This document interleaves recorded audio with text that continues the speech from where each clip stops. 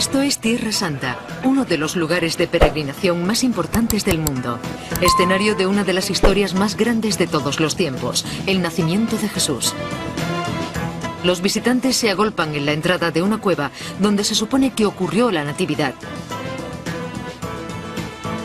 Pero en realidad, ¿dónde y cuándo nació Jesús? Creo que fue el 5 de abril. ¿Quiénes eran los pastores a los que se les apareció el ángel? ¿Y en realidad siguieron 3 reyes una estrella desde Oriente hasta Belén? Creo que solo son un mito, una leyenda. Para encontrar la verdad que se esconde tras las tradiciones de la Navidad, seguimos las huellas de los antiguos habitantes de la tierra donde comenzó. El origen de la Navidad.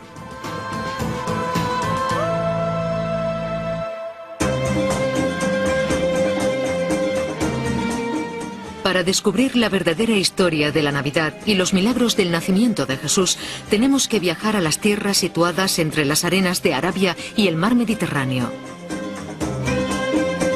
Esto es Tierra Santa, donde los pasos de montaña conducen a pequeños oasis y los desiertos descienden hasta el Valle del Rift, donde el Mar Muerto descansa sobre el punto más bajo de la superficie de la Tierra. Una tierra de peregrinación y viajes rituales para los creyentes de las 3 grandes religiones, el judaísmo, el islam y el cristianismo. Para los cristianos es la tierra de Jesús. Ello le confiere un profundo significado espiritual.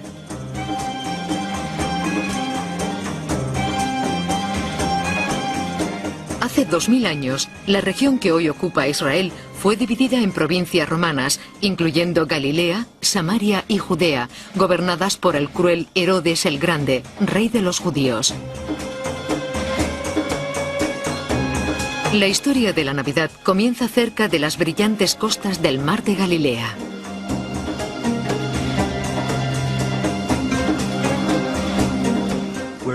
Estamos en un territorio tanto histórico como místico. La mayoría de la gente asume que el niño nació y vinieron los pastores y los reyes magos. Entonces llegaron los hombres de Herodes y todos se marcharon a Egipto, pero en realidad los evangelios no hablan de eso. En un lugar de historia y mito, los hechos son difíciles de determinar. Si hay algún hecho históricamente cierto, es que existió un personaje llamado Jesús que vivió durante este periodo.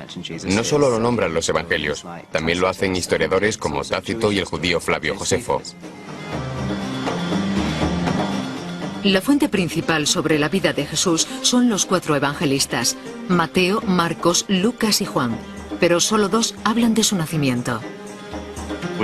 Hay 2 fuentes de información sobre el nacimiento de Jesús, el Evangelio de Mateo y el de Lucas, y son totalmente opuestos. Para Mateo, María y José son naturales de Belén y acaban en Jerusalén como refugiados. Para Lucas son nativos de Nazaret y llegaron a Belén por un acontecimiento histórico accidental, el llamado censo.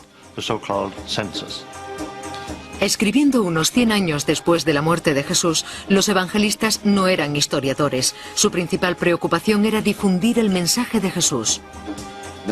La palabra evangelio deriva de un antiguo vocablo griego que significa buena nueva. Intentan relatar las buenas noticias sobre Jesús. Esto implica que tiene que haber algo de historia en ello. No se lo están inventando todo. Por otro lado, hay que aceptar que cuando se habla de buenas noticias, no relatan los acontecimientos según los cánones de la historia moderna. Así que tenemos una mezcla de historia y leyenda.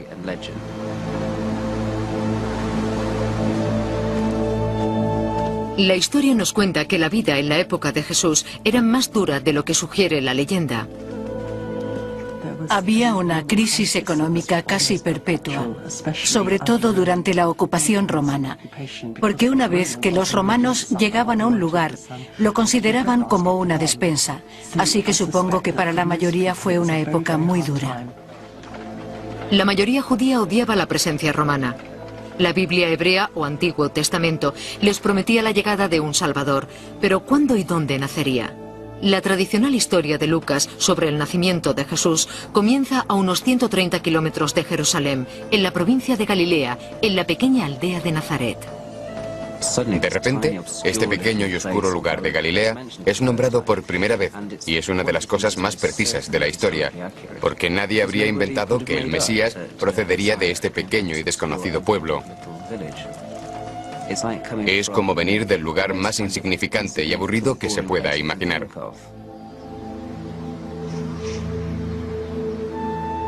Muchas cosas han cambiado en estos 2000 años.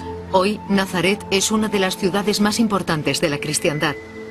Una de las mayores iglesias de Tierra Santa se alza en el centro del casco antiguo de la ciudad, la Basílica de la Anunciación, construida donde, se cree, estaba la casa de María.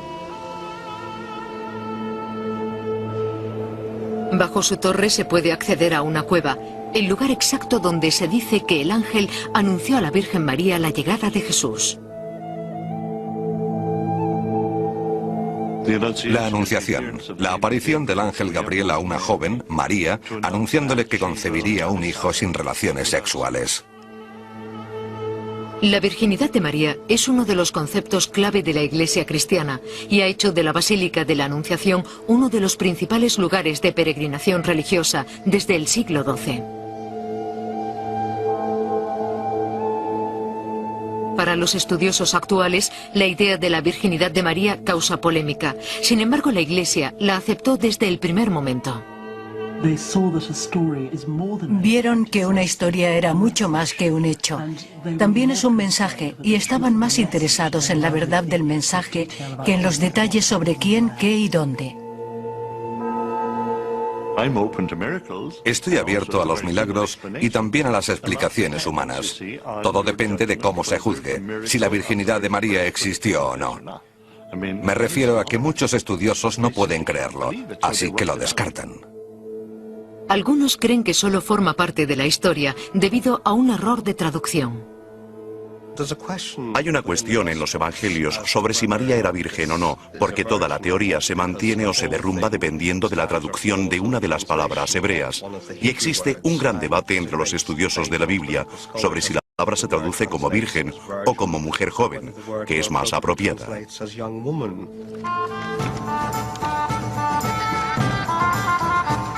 María pudo haber pasado su infancia en una comunidad rural muy unida.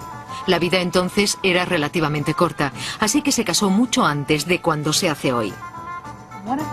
Una de las cosas que sabemos por el Evangelio de Lucas es que María estaba prometida en matrimonio cuando se le apareció el ángel Gabriel. En aquella época, cuando una muchacha cumplía 12 años, su padre empezaba a buscarle un marido. Y cuando encontraba al hombre adecuado, negociaba el matrimonio con los padres del novio y solían establecer un noviazgo que duraba alrededor de un año. Una chica solía estar prometida a la edad de 13 o 14 años, se casaba a los 15 y fue en ese periodo de compromiso cuando el ángel Gabriel le anunció a María que iba a ser la madre de Jesús. Difícil petición la de quedarse embarazada fuera del matrimonio, aunque fuera Dios quien le encomendara la tarea.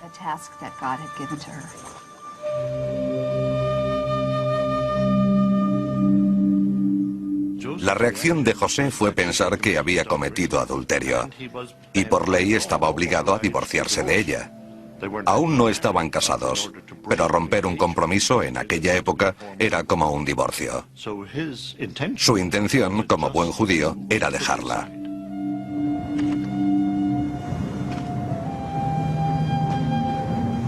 Que José supiera que María había cometido adulterio podría haber sido provocado por los rumores que circulaban.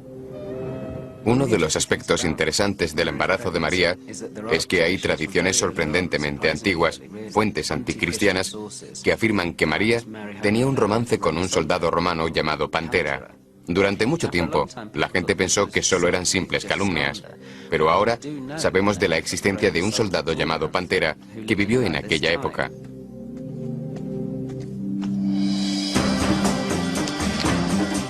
La vida de María estaba en manos de José.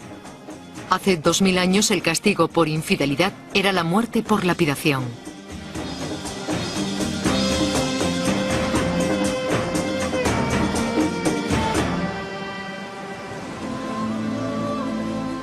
Nadie sabrá en realidad lo que pasó, pero los evangelios hablan de que José decidió quedarse con María. Hubo una especie de comunicación divina que hizo que José cambiara de idea. En un sueño escuchó: toma a María como esposa, todo está bien. ¿Qué fue lo que entendió? ¿Cuál fue esa revelación? Podríamos especular durante años.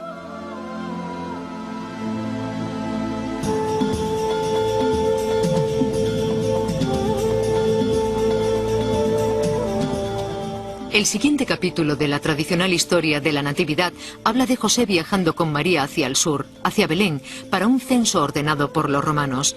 ¿Pero existió este viaje? Y si fue así, ¿qué ruta pudieron seguir? La más corta era atravesando la mitad del país, siguiendo la cadena montañosa. Pero esta era también la más peligrosa, porque suponía cruzar por el territorio de los samaritanos. Estos odiaban a los judíos y viceversa. La ruta más frecuente utilizada por los judíos desde Galilea hasta Jerusalén era pasar por el Valle del Jordán, y de esta forma el trayecto de Nazaret a Jerusalén o a Belén duraba un mínimo de 5 días o incluso 7. Tras caminar a lo largo del río Jordán, debieron dirigirse al oeste hacia Jericó y luego hacia Belén, situada a unos 13 kilómetros de la capital, Jerusalén.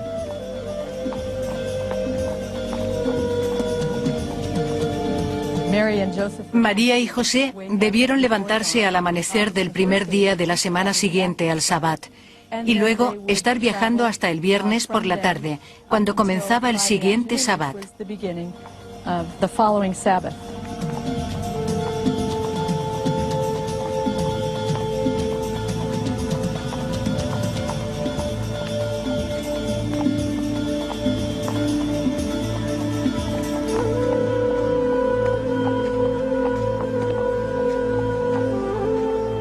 La imagen tradicional refleja a María montada en una burra guiada por José, pero hubiera sido demasiado insólito y muy peligroso viajar solos.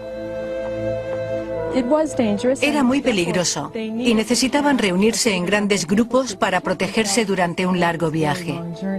Viajaban con burros, en una caravana con mucha gente, no solos.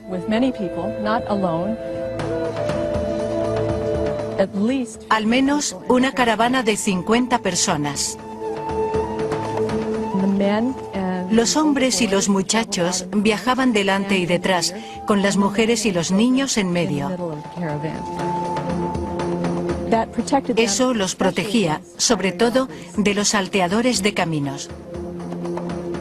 Normalmente los caminos solían estar llenos de bandidos, pero el viaje fue más seguro de lo habitual. Los romanos tenían a uno de los más crueles dictadores controlando la región. Hace 2000 años, el rey Herodes el Grande gobernaba con mano dura. Tenía una numerosa policía secreta y toda la zona estaba estrictamente controlada. Fue el mejor administrador de su tiempo. Construyó 4 nuevas ciudades partiendo de la nada. Fueron terminadas a la vez en 10 o 12 años y bajo presupuesto. Herodes fue un gran constructor. Reconstruyó el templo de Jerusalén, del que hoy solo queda el Muro de las Lamentaciones. Es el centro de las plegarias judías. Muchos creen que tras él hay presencia divina. Sin embargo, Herodes también podía ser muy destructivo, celoso y peligroso, como María y José pronto descubrirían. Herodes era muy cruel. Se imponía por la fuerza y el terror. Probablemente tenía, como muchos pequeños dictadores, un leve complejo de inferioridad que tenía que ver con su nacimiento. No era enteramente judío y al verse como su rey se daba cuenta de que era tolerado más que amado. Para protegerse a sí mismo de posibles insurrecciones, Herodes construyó fortalezas para su huida, como esta, con forma de volcán, a la que solo se puede acceder mediante un túnel subterráneo. Y la fortaleza de Masada, un sólido emplazamiento excavado en una meseta rocosa. Como rey de los judíos, Herodes se encontraba en una posición bastante precaria. Estos querían deshacerse de los romanos, pero Herodes confiaba en Roma para mantener su poder. Vivía en el filo de la navaja. Miraba hacia Roma, veía su increíble poder y sabía que no había manera de independizarse de ella. Todo su mandato dependía de su consentimiento.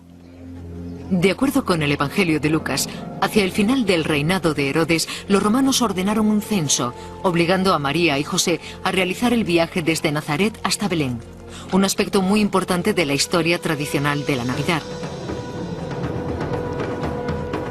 Pero ningún archivo romano de aquella época registra algún censo, y el Evangelio de Mateo ni siquiera menciona el viaje. ¿Por qué una mujer embarazada atravesaría andando todo el país? Creo que María y José eran naturales de Belén. De ese modo Jesús nació allí donde vivieron sus padres. Pero, en mi opinión, no se trataba tan solo de dos padres y un hijo. Siempre se nos ha dicho que Jesús tenía hermanos y hermanas, y yo creo que eran de un matrimonio anterior de José.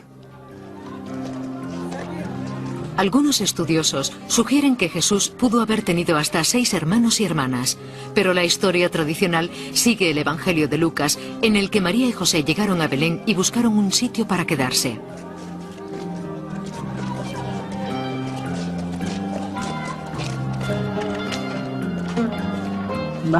Mateo y Lucas tienen historias diferentes sobre el nacimiento de Jesús. ¿Por qué y dónde tuvo lugar? Se contradicen el uno al otro, y los dos no pueden ser ciertos. A los primeros cristianos eso no les importaba, aunque no eran estúpidos y podían comparar los hechos. Independientemente de si María y José llegaron a Nazaret o no, hoy en día Belén tiene una posición privilegiada en el corazón de la historia de la Natividad para peregrinos y turistas de todo el mundo. Pero, ¿qué es lo que le hizo tan especial hace 2000 años para que los evangelistas creyeran que Jesús nació aquí? En la historia judía también es el lugar de nacimiento del rey David. El propio David era llamado Mesías. Es el ungido de Dios y se espera la llegada de un hijo de David que será el verdadero Mesías, el gran Mesías del futuro. A pesar de lo que mucha gente pensara de Jesús, era el candidato perfecto para cumplir las expectativas. Haber nacido en Belén debió haber ayudado mucho a Jesús. La relación directa con el lugar de nacimiento del rey David convertía a Jesús en un Mesías más creíble. Pero, ¿en qué tipo de edificio nació? Una de las frases más célebres del Evangelio de Lucas es que no había habitación para ellos en la posada. Hay que tener en cuenta que está basada en la idea de que llegaron desde Nazaret. Yo no creo que existiera tal viaje, así que traduciría la frase de esta forma. No había espacio para ellos en la habitación, porque kataluma, que a menudo se traduce como posada, solo significa habitación grande. Por eso se aplicaba entonces a las posadas que tenían habitaciones grandes, y no había lugar para ellos en aquella habitación, por la familia previa de José, una mujer y 6 hijos. Los hombres habrían tenido que salir fuera, dejando espacio para que la mujer pariera, y eso era imposible. Ella era quien tenía que buscar un lugar tranquilo.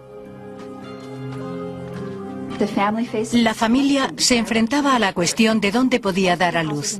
La mayoría de las casas de Belén durante el siglo I estaban construidas en las laderas de las montañas formando terrazas. En la planta superior estaban las mejores habitaciones de la casa. El nivel intermedio se utilizaba para cocinar y el resto de las actividades familiares. En la planta baja, cavada en la roca, solía haber una cueva donde refugiaban a sus animales durante el invierno, protegiéndolos de la lluvia y manteniéndolos calientes. Jesús probablemente nació en una.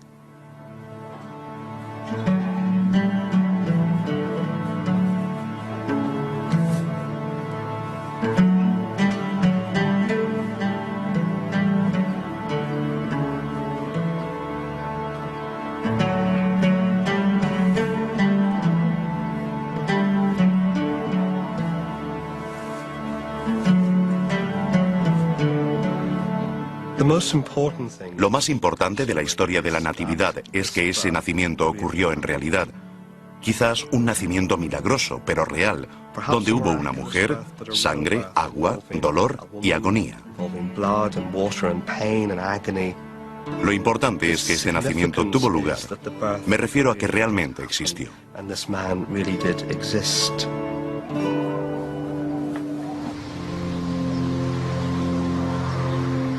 En Belén, la milagrosa historia de la Navidad forma parte de la vida cotidiana.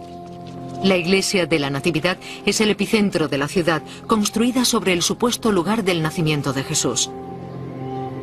Su sólido exterior tiene aspecto de fortaleza. Durante cientos de años se la disputaron musulmanes y cruzados.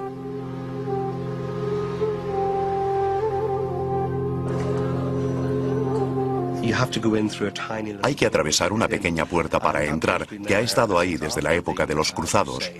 Se hizo así deliberadamente, para impedir la entrada a caballo, con intención de destruir la iglesia.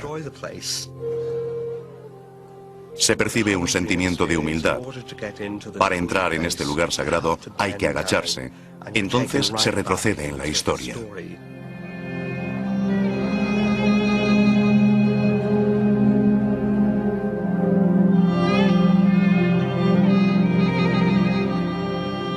La iglesia principal está primorosamente decorada, pero los visitantes pasan por aquí rápidamente y bajan por unas escaleras que hay al fondo.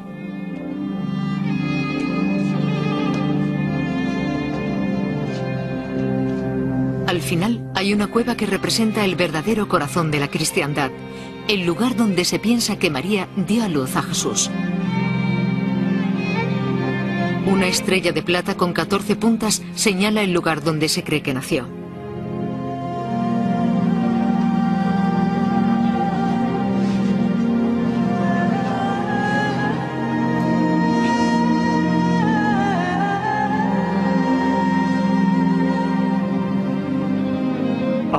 Creo que la iglesia de la Natividad, en Belén, tiene muchas probabilidades de estar construida sobre el lugar en que nació Jesús.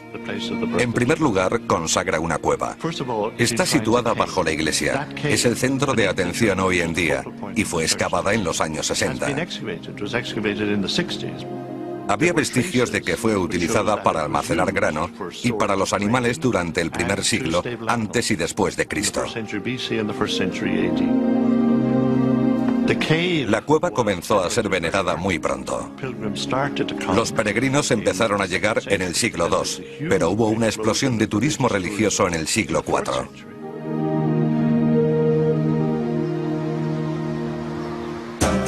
En el siglo IV, Constantino era el emperador romano. Legitimó el turismo religioso convirtiéndose él mismo en cristiano. Exclusivamente a él se debe la construcción de la iglesia de la Natividad. Pero ¿cómo sabía él que ese era el lugar exacto del nacimiento de Jesús? La historia del descubrimiento de este lugar se debe al viaje de uno de los primeros peregrinos a Tierra Santa, Helena, la madre de Constantino. Helena tenía más de 70 años cuando viajó a Tierra Santa y buscó los lugares de nacimiento y crucifixión de Jesús.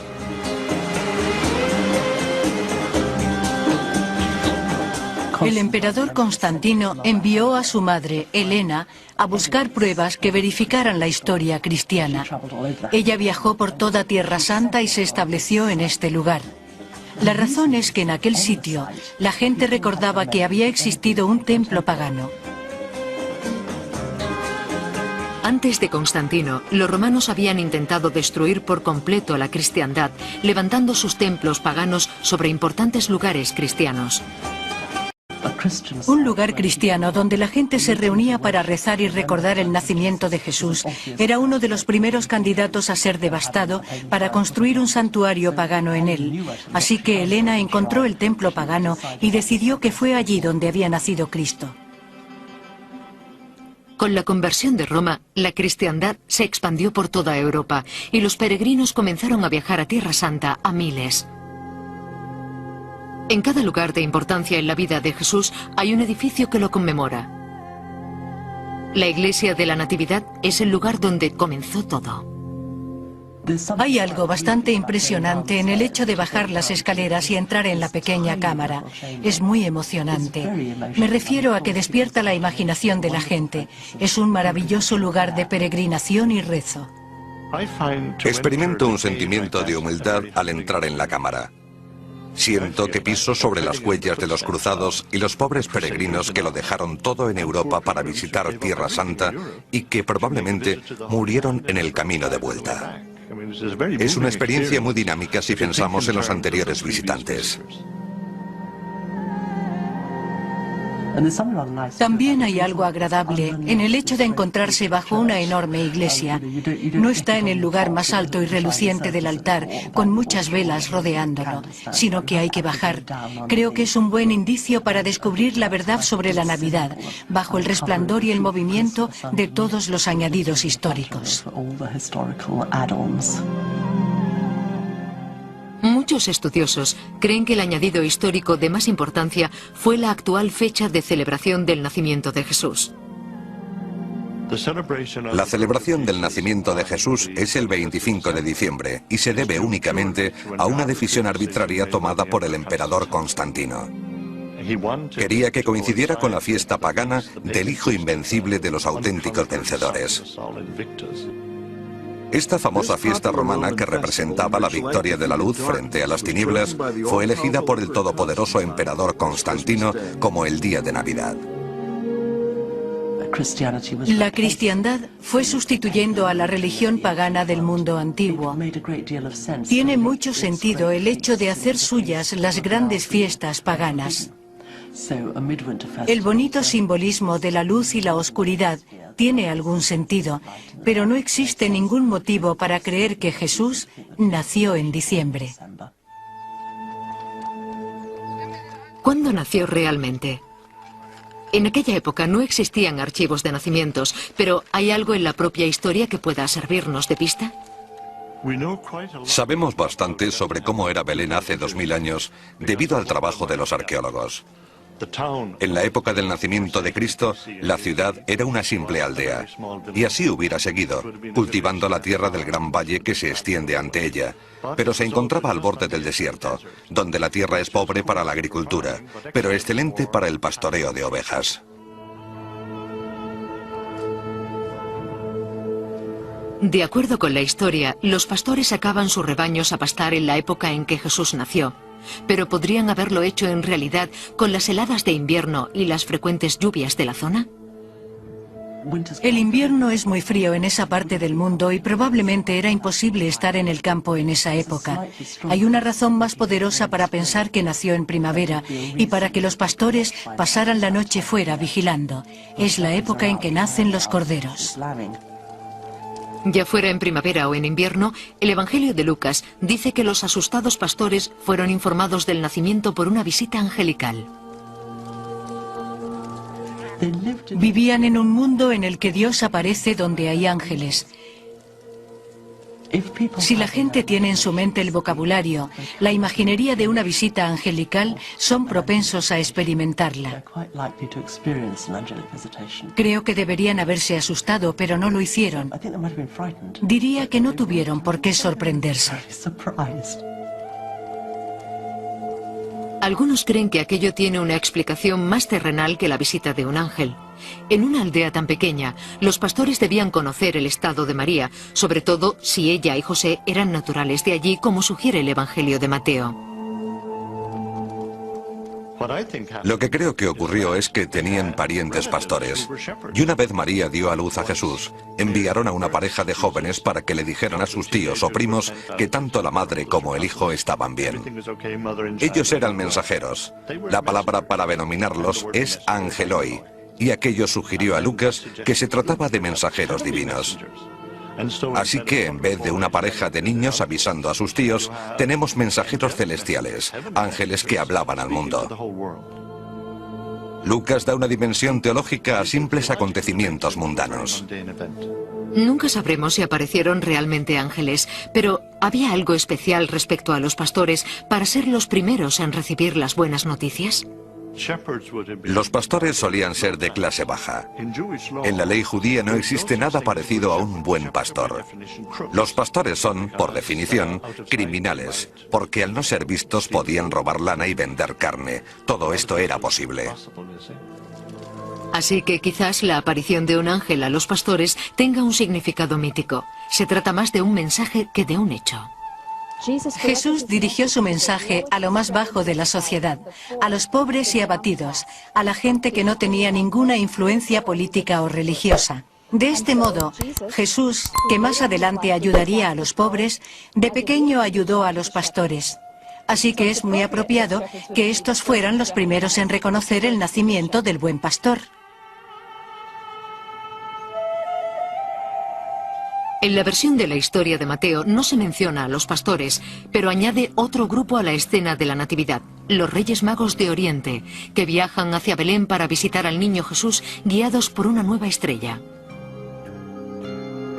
Los cielos hervían de actividad en aquella época, pero ¿existe alguna evidencia que demuestre su improbable viaje? Si retrocedemos 2000 años, la gente no distinguía entre astronomía y astrología. Formaban parte de un todo, y la gente creía que las estrellas eran indicadores. Esa era su finalidad en el cielo, decirnos qué hacían los dioses y qué nos deparaba el futuro. Existen evidencias astronómicas de aquella época que sustentan la aparición de una nueva estrella y otras actividades celestiales que podían haber inspirado el viaje de los tres reyes, pero también sugieren que el año tradicional del nacimiento es erróneo. Todo comenzó en el año 7 a.C., cuando dos planetas, Júpiter y Saturno, se acercaron demasiado, de modo que cuando se miraba al cielo parecían ser una sola estrella. Saturno estaba aquí y Júpiter aquí. Al día siguiente se acercaban un poco más, y así cada vez más, hasta que casi formaban un solo planeta. Esto ocurrió 3 veces en el año 7 a.C. Los astrónomos de aquella época pudieron haber interpretado este hecho en términos astrológicos. Para ellos, Saturno era el Padre Celestial, el más grande de todos los dioses, y Júpiter era su hijo. Su unión era símbolo de que un nuevo dios iba a nacer. En el año 6 a.C., otro planeta se une a Júpiter y Saturno en el cielo. Se trata de Marte, y esto les indicaba que el rey que iba a nacer sería muy poderoso. También sabían dónde iba a nacer por medio de su astrología, porque la conjunción de Júpiter y Saturno, que así se llama, se dio en una constelación de estrellas denominada Piscis. Seguimos llamándola así hoy, y Piscis en el cielo representa a Israel en la tierra, así que los magos sabían que este poderoso hijo de Dios nacería allí, pero no sabían cuándo.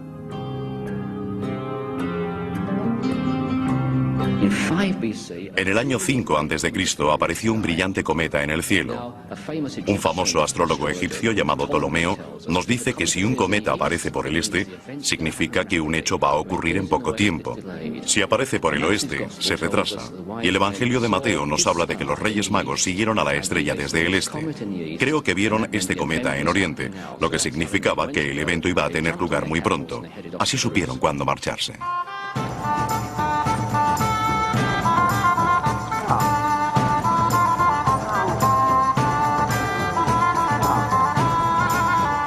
Mateo dice que los Reyes Magos vinieron de Oriente, pero si existieron en realidad, ¿de dónde exactamente?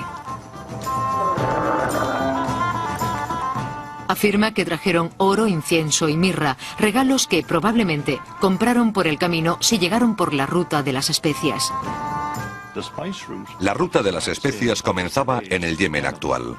Cruzaba Arabia Saudita y terminaba en Gaza. Tardaron unos 60 días y traían especias, oro e incienso, que valía su peso en oro. El valioso comercio de especias estaba dominado por el Yemen. Los árboles de incienso aún crecen en los bordes del desierto. La resina aromática se recoge y se convierte en incienso. Uno de los regalos que Mateo afirma llevaron los Reyes Magos a Jesús.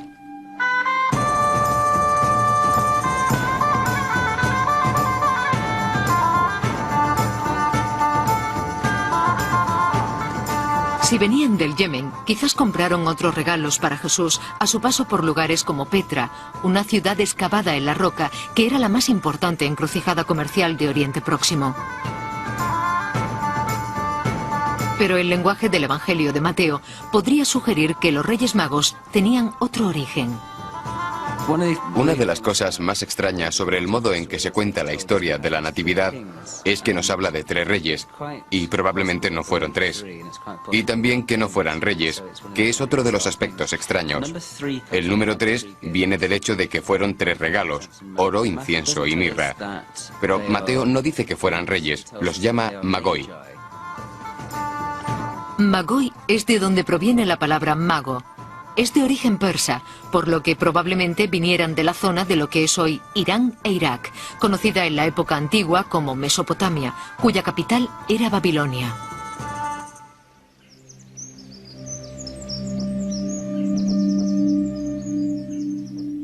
Los babilonios estaban en la vanguardia de la ciencia astrológica.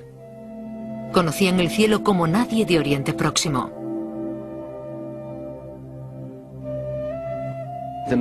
Los magoi, los magos, eran personas clave en la sociedad antigua. Eran especialistas en la observación de las estrellas y su interpretación. Eran los futurólogos de la alta sociedad. Existen textos de literatura antigua que hablan de magos que trabajaban para Nerón y para Herodes en el año 10 de nuestra era. Pudieron haberles predicho el futuro y ser muy bien pagados por ello. Seguramente estaban muy bien considerados en su sociedad.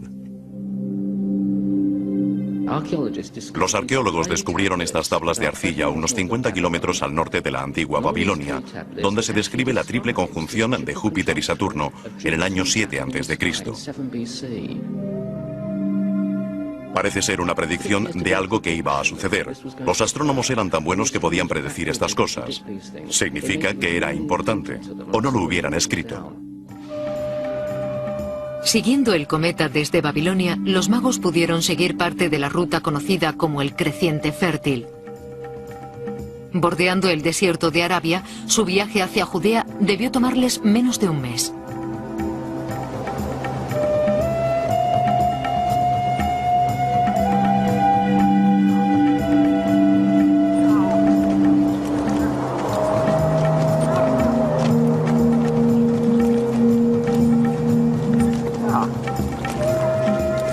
Los Reyes Magos llegaron a Tierra Santa, pero en vez de dirigirse a Belén, fueron a Jerusalén.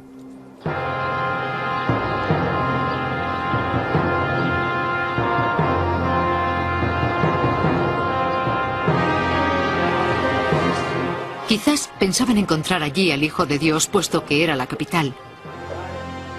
O quizás visitaron el palacio para hacer una visita de cortesía a Herodes. Según Mateo, le preguntaron dónde estaba, quién había nacido como rey de los judíos, por el que habían visto la estrella en Oriente y a quien venían a adorar. Por cuanto sabía Herodes, ya había un rey de los judíos, él. Pudo haber ocurrido que pararan en Jerusalén antes de llegar a Belén para visitar al niño. Si fue así, pudieron contar historias sobre lo que habían visto en las estrellas, profecías que creían que tendrían lugar, despertando así los celos de un rey como Herodes. Herodes les dijo que se marcharan y que cuando encontraran al niño vinieran a decírselo para que él también pudiera ir a adorarlo. Lo que ellos no sabían es la ironía de que Herodes no le recibiría con los brazos abiertos, sino que haría todo lo posible para que su misión fracasara.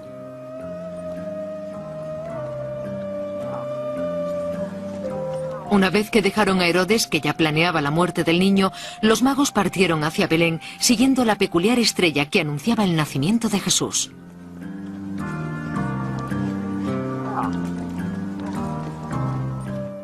Y mientras viajaban a Belén, según el Evangelio de Mateo, vieron a la estrella frente a ellos que permanecía sobre el lugar en que Cristo había nacido. Y la única estrella que puede hacer eso, me refiero a permanecer en un sitio, es un cometa con una cola muy larga, porque la cola del cometa hace que la cabeza apunte a un lugar determinado. En 1858, un cometa de larga cola permaneció sobre unos edificios de París. ¿Pudo haber sido este el aspecto de la estrella de Belén a medida que los Reyes Magos se acercaban? El cometa es descrito en documentos chinos de la época como un cometa de cola muy larga que apareció en el año 5 a.C. Y creo que se trata de la estrella de Belén. Es la única posibilidad astronómica. Entonces, ¿pueden los registros astronómicos darnos una fecha de la aparición del cometa y una idea más precisa de cuándo nació Jesús? Sabemos por datos chinos que esta estrella apareció en la primavera del año 5 a.C., no en época de Navidad. En realidad, pienso que nació durante la Pascua judía, porque el Evangelio habla de que no había habitaciones en la posada, y en esa época todos los hombres de Israel debían ir a Jerusalén y no tenían sitio donde vivir. Se quedaban en los alrededores, como Belén. Por eso no había sitio para ellos en la posada. Todo encaja, creo que nació el 5 de abril.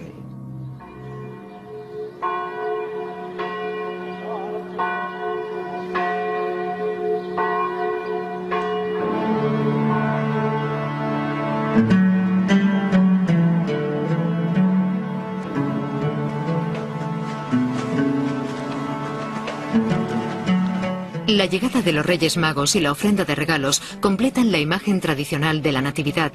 Pero, ¿existió en realidad? ¿Pudo haber sido más simbólico que otra cosa? El modo en que Mateo lo cuenta se hace eco de ciertos versículos del Antiguo Testamento, los Salmos y las profecías de Isaías, que hablan de reyes y presentes de oro e incienso. Los primeros autores del cristianismo utilizaban las escrituras para los detalles que desconocían.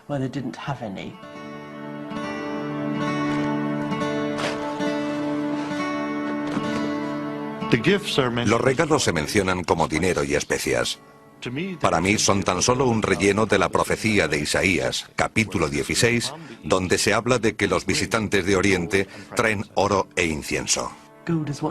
El oro es lo que se regala a los reyes, a los más grandes, pero también tiene su significado mágico.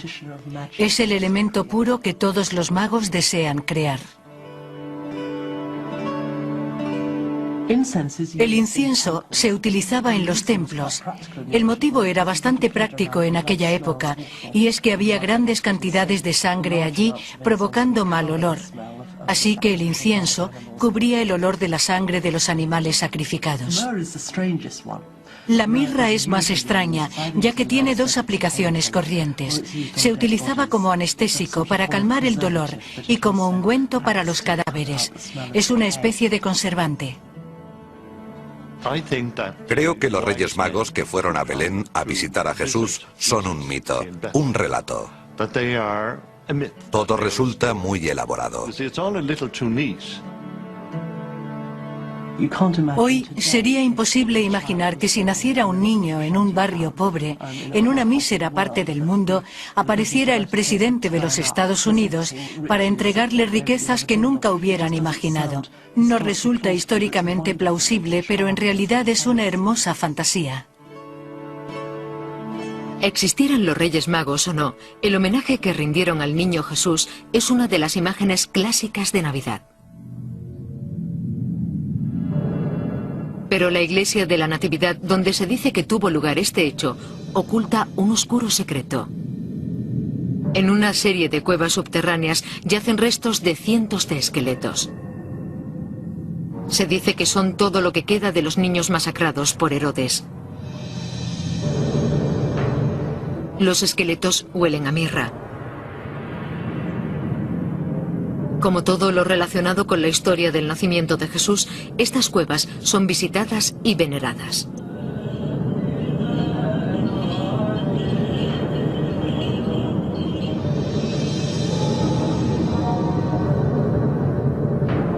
Según el Evangelio de Mateo, Herodes había pedido a los Reyes Magos que le informaran del paradero de Jesús, pretendiendo controlar la amenaza de un nuevo rey de los judíos. Su posición de poder era muy frágil. Si era incapaz de mantener al pueblo judío razonablemente tranquilo, sería destronado.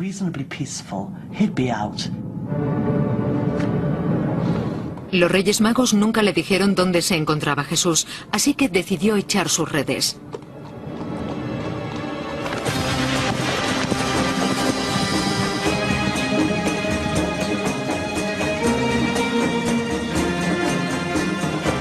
Envió soldados a Belén para matar a todos los recién nacidos varones.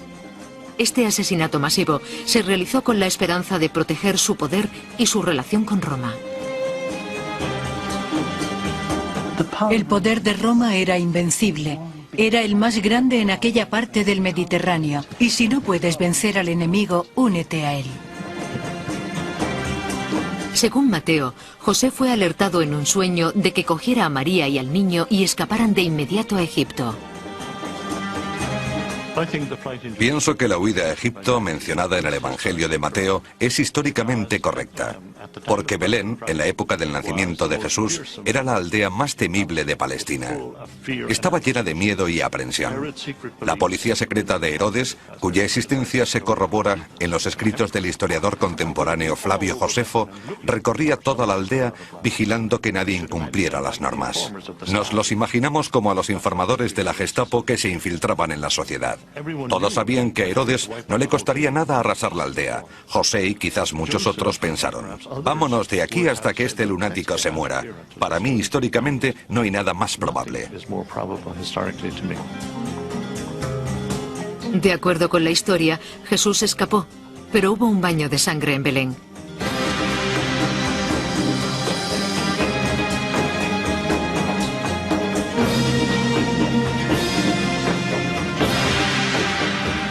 La matanza de los inocentes.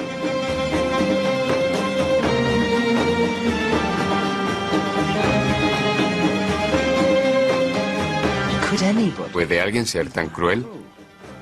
¿Puede alguien matar a montones de niños inocentes para deshacerse de uno en particular del que se está celoso? Lo interesante es que se trata del tipo de cosas que Herodes pudo hacer. La cruel reputación de Herodes está bien documentada. Incluso asesinó a 4 miembros de su propia familia. Pero pudieron ser enterrados los cuerpos de los inocentes en una fosa común bajo la iglesia de la Natividad. No creo que haya ninguno de estos inocentes enterrado en las cuevas bajo la iglesia de la Natividad. Es muy simple. Los peregrinos del siglo IV, faltos de sentido crítico, querían ver e identificar el sitio mencionado en los evangelios. Si hubiera niños muertos, deberían haber sido enterrados en algún lugar. Es favorable para el turismo de peregrinación tener a los niños muertos y el lugar de nacimiento uno junto al otro, 2 por el precio de uno.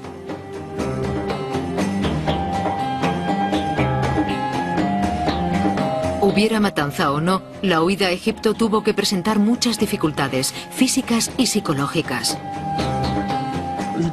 Era un viaje muy peligroso y también era muy extraño que lo realizara gente judía, porque Egipto siempre había representado la tierra de la opresión. Eso revela la terrible represión a la que estaban sometidos en su hogar, como para tener que huir a un lugar que históricamente está relacionado con la opresión. El Egipto bíblico es retratado como una tierra de esclavitud vencida por Moisés, así que la huida de Jesús debió ser muy simbólica para la gente de aquella época. Otro elemento a destacar es el intento de Mateo de adornar la historia con un nuevo Moisés y un nuevo Israel que escapa del cautiverio. Y lo que intentan los evangelistas es mostrar a los lectores que esos hechos son de gran importancia en relación con los planes de Dios, el destino de Dios para el Mesías y para su pueblo.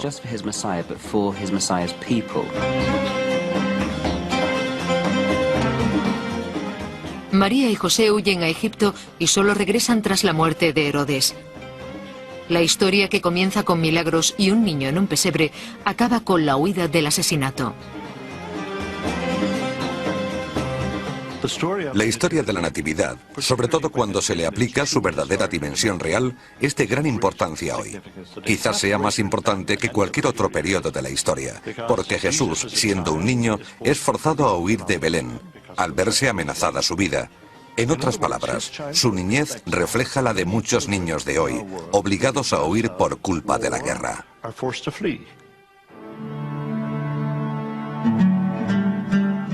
La Navidad habla del surgimiento de la esperanza de la forma más simple posible, el nacimiento de un niño. Pero no creo que este hecho deba ser considerado de modo teológico o científico. Creo que la Navidad se encuentra en un nivel más profundo, en el alma humana.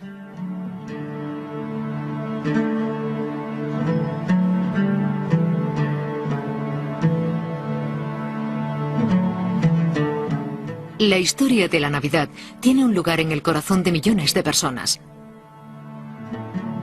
Cuando los peregrinos llegan a Tierra Santa, siguen los pasos de sus profetas y reyes. Aquí, la leyenda y el mito surgen de la raíz de una verdadera vida humana, que inspiró una de las mayores historias de todos los tiempos, el nacimiento de Jesús, el origen de la Navidad.